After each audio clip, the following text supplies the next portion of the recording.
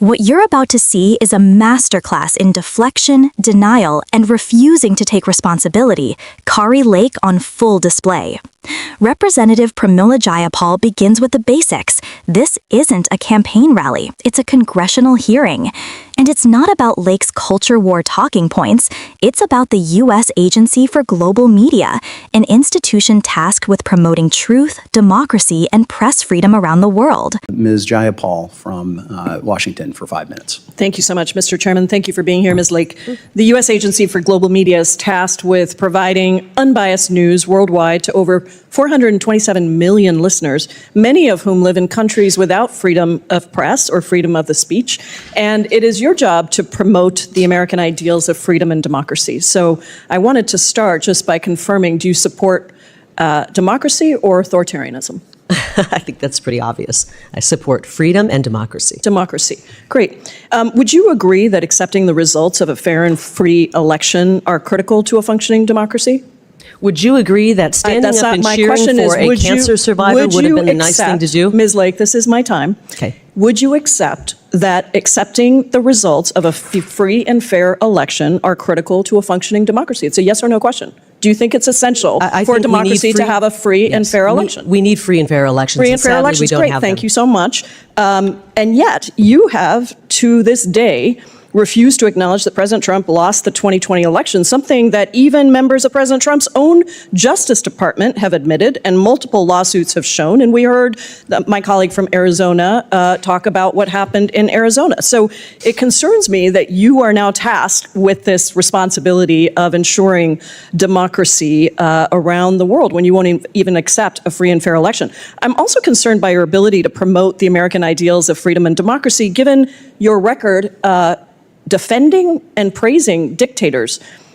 Let's look at Hungary. You previously stated that Hungary is, quote, doing it right, and that Hungarian Prime Minister Viktor Orbán was, quote, the greatest in America, greatest in caps, and, quote, and equal to President Trump. Do you stand by those statements? I think that Viktor Orbán has done a very good job at protecting his people and protecting the Hungarian culture.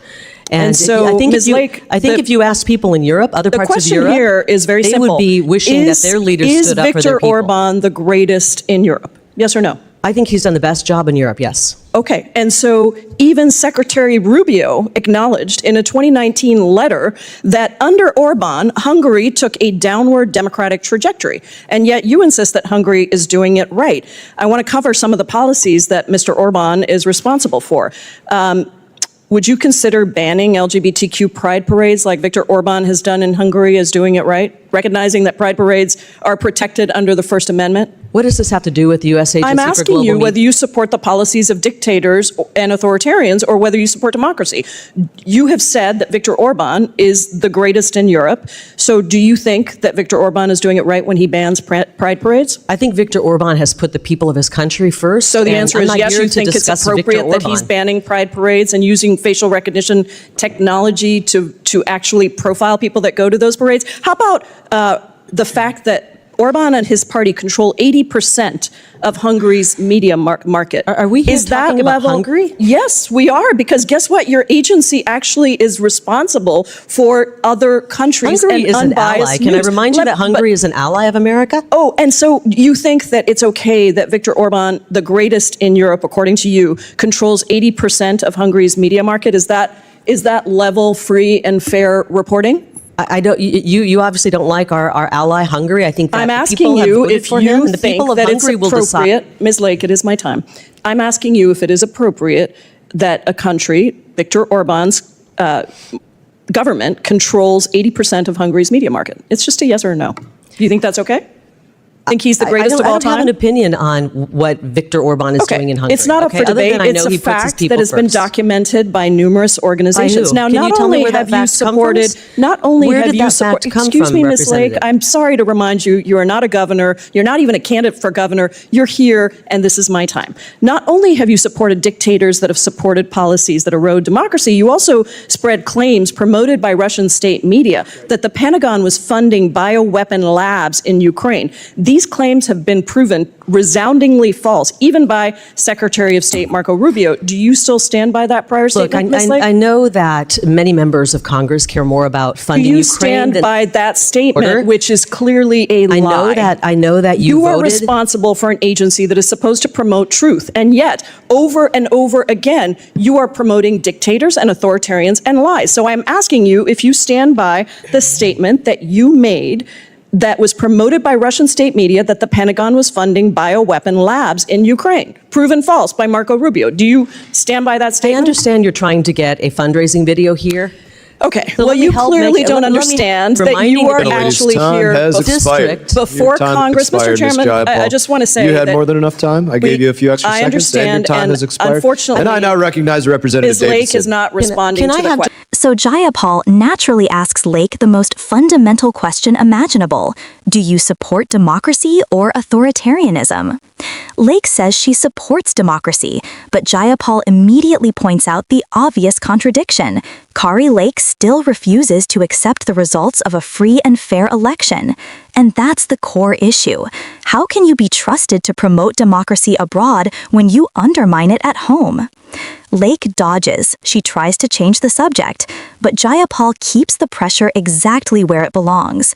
Because if you cannot acknowledge that Donald Trump lost the 2020 election, then you cannot credibly lead an agency built on integrity and factual reporting. Then Jayapal goes deeper, pointing straight at Lake's praise for Viktor Orbán, the Prime Minister of Hungary, a man known for dismantling democratic institutions, crushing independent media, and rolling back LGBTQ freedoms. Lake has called Orbán the greatest in Europe.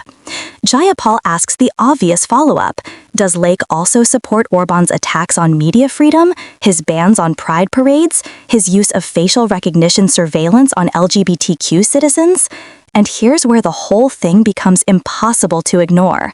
Lake won't answer any of it. She refuses to say whether she opposes anti-LGBTQ crackdowns, refuses to say whether state-controlled media is acceptable. She tries to pivot, tries to act offended, tries to dodge the fact that she publicly praised a man who gutted his country's free press. Jayapal keeps her composure and keeps bringing it back to the facts. And then comes the kicker. Lake has pushed Russian disinformation about bioweapons labs in Ukraine, a claim debunked by U.S. intelligence, global experts, and even Republican Senator Marco Rubio. Jayapal asks her if she stands by the lie, and Lake's answer is nothing but evasion. No accountability, no correction, no responsibility. Exactly what you'd expect from someone who cannot separate governing from grievance politics. By the time Jayapal's clock runs out, the contrast is undeniable. A member of Congress fighting for democratic values and factual reporting versus a nominee who refuses to acknowledge elections, praises authoritarian leaders, spreads conspiracy theories, and lashes out the moment she's held to basic standards of truth. This wasn't just a tense exchange.